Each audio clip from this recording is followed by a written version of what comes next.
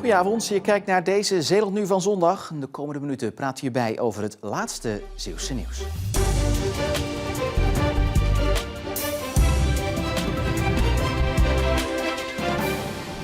Voor Paola Viloria uit Breskens kan de vlag uit. President Maduro van Venezuela is na een Amerikaanse operatie opgepakt. En dat zorgt voor grote opluchting. Wij zijn in dictatorship voor 26 jaar en ja, we zijn allemaal blij dat de dictator is weg. En nu Amerika is helpen de land to be free. De laatste keer dat Paola haar thuisland bezocht was in 2017. Toen waren de omstandigheden daar slecht. Ik was altijd bang. Oh, nee, de mensen in de straat met de guns, met de knives voor robbery, voor alles. En het is niet leuk voor mij als een Venezolaanse to go there. Sommige Venezolanen zien de ontvoering van Maduro als bemoeizuchtigheid van Amerika. Maar het geeft Paola juist hoop voor een betere toekomst. Dit is de beginning of the freedom van het land. Is beter dan Maduro is nu weg dan niks.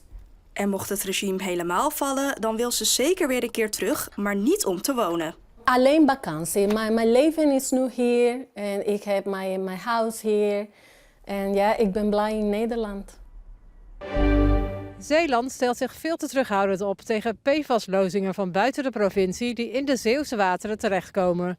Dat vindt de stichting Gezond Water. Wij hebben verschillende keren met bij de provincie ingesproken en daar heeft de provincie ook aangegeven dat ze niks gaan doen omdat ze het in goed onderling overleg oplossen. De afgelopen maanden liep in Antwerpen een vergunningsprocedure voor afvalverwerker in Daver die PFAS loost in het water. Maar vanuit het provinciehuis bleef het stil. Het bezwaar is dat de provincie niks doet en dat geldt niet alleen voor die lozing van Indaver, maar ook voor die lozingen van Sabiek. Nou, we kunnen het ook over die lozing van CFS uit Weert gaan hebben. Het is overal hetzelfde. Wachten tot iedereen en alles vergiftigd is en dan pas wat gaan doen als het veel te laat is. Nadat andere instanties wel inspraken, heeft het Vlaamse ministerie de toegestane hoeveelheden sterk teruggebracht. Maar die zitten nog wel steeds boven wat in Nederland mag. In een reactie laat de provincie weten dat ze gebonden zijn aan wet en regelgeving. Omdat Indaver binnen de wet zou opereren, is geen bezwaar gemaakt. Bijvoorbeeld de Vlaamse Milieumaatschappij die heeft dat wel gedaan. En daardoor is de lozingsvoorwaarden die zijn met 65 tot 97,5% verminderd. En er worden ook aanvullende maatregelen getroffen om de lozing te voorkomen. Dus er kan veel meer dan dat de provincie zegt dat mogelijk is. Indaver verwerkt jaarlijks 600.000 kilo PFAS. Het bedrijf zegt druk bezig te zijn met het verminderen van de lozingen. Bijna een jaar na het faillissement is restaurant De Vijf Wegen in Nieuwvliet weer open. Onder dezelfde naam, maar met een nieuwe uitbater. We kwamen hier altijd als gasten, al bij de vorige eigenaren. En ja, het is altijd droom geweest. En dan zo'n bedrijf of zo'n restaurant over te mogen nemen is natuurlijk hartstikke fijn voor ons. Het familierestaurant werd begin vorig jaar failliet verklaard, samen met Dok 14 bij Katzandbad en het toenmalige strandpaviljoen 19 bij Nieuwvlietbad. Dankzij de oud-eigenaren konden die laatste twee al snel weer open. Nu volgt dus ook De Vijf Wegen.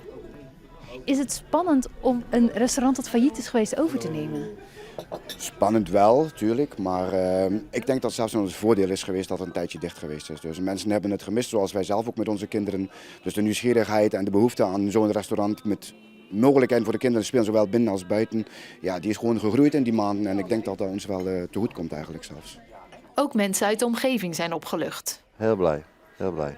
Ja, want dat hebben we toch gemist. Kijk, als je af en toe eens een wandelingetje gaat maken en je hebt dorst, nou, of eten, dan ga je hier naartoe. Want u komt uit het dorp. Hoe was dat De Vijf Wegen zo lang dicht was?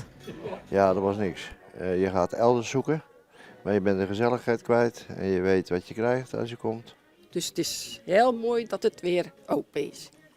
Daar gaan we gebruik van maken. En dat kan vanaf nu dus gewoon weer. Het indoor sokkertoernooi in Terneuzen met de bekende boarding in het zaalvoetbal. Uniek voor Zeeland bij dit toernooi. De finale gaat dus hier in het oranje Terneuzense Boys en Stadsgenoot Terneuzen, een derby dus. En het zijn de Boys die als eerste op voorsprong komen door deze treffer van Quinten de Kok. Maar Terneuzen geeft niet op in die finale.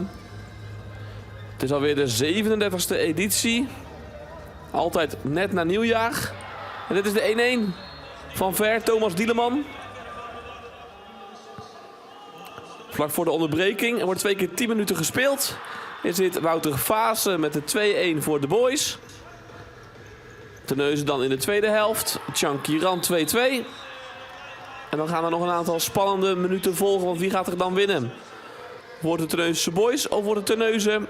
Het antwoord op die vraag is Terneuzense boys. Want deze schitterende goal is van Quinten de Kok. En hij beslist de wedstrijd, de finale. En zo gaat Terneuzense boys deze editie van het indoor sokkertoernooi winnen. Want hier is het afgelopen. En zo wint Terneuzense boys van Stadsgenoot Terneuzen de finale van het indoor sokkertoernooi met 3-2.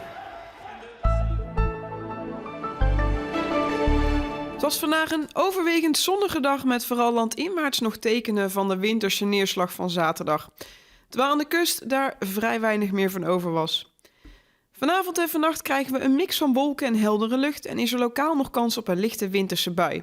Er staat een matige west- tot zuidwestenwind en het koelt af naar een graad of 1 langs de kust tot zo'n -2 graden landinwaarts.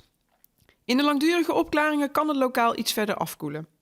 Let vanavond en vannacht in ieder geval op gladheid door bevriezing van natte weggedeelten. Morgen lokaal een winterse bui, maar er is ook zeker veel ruimte voor de zon. Het wordt zo'n 2 tot 3 graden met een matige west- tot zuidwestenwind. Dan de vooruitzichten. Ja, die zijn lastig. Morgen lokaal weer een winterse bui en dan woensdag. Er trekt een frontaal systeem over met behoorlijk wat sneeuw in de weerkaarten. En ook op donderdag trekt er een sneeuwzone over. Het zou dus zomaar weer mooi wit kunnen gaan worden. En tot zover. Vergeet ons niet online te volgen. Voor nu nog een hele fijne avond en graag tot morgen.